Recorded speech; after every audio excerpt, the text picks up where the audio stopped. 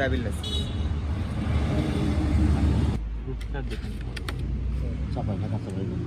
তারপরে রিজার্ভ আছে। ঠিক আছে।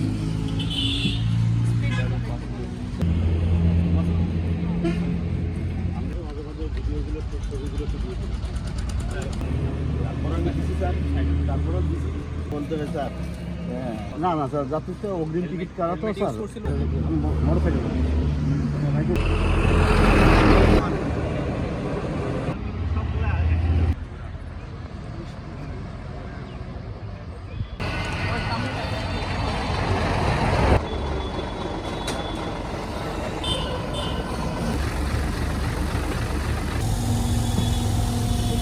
ভাড়া কত করে নিচ্ছে?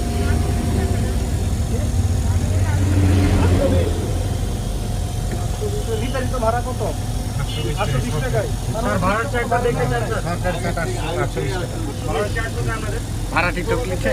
ভাড়া চার্ট আপনার সাথে?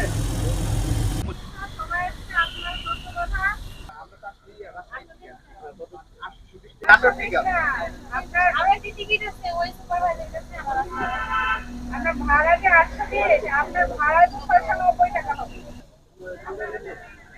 আর একটা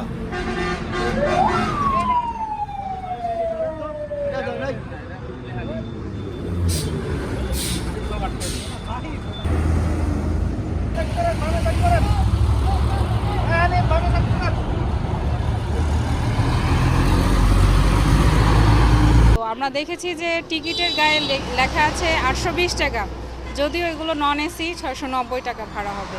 এছাড়াও যাত্রীরা আমাদের কাছে বলেছে যে 1000 টাকা, 1100 টাকা, কোথাও 900 টাকা করে নেওয়া হচ্ছে, কিন্তু 820 টাকা লিখছে। তাদের যেতে হবে, বাধ্য হয়ে তারা টিকিট কেটেছে এবং বাকি টাকা ফেরত না দিয়েও তারা না নিয়েও গাড়িতে চড়েছে। তো আমরা এখানে হানিফে যারা তত্ত্বাবধান আছে কাউন্টার, তাদের সাথে যোগাযোগ করেছি, সরাসরি অস্বীকার করেছিল।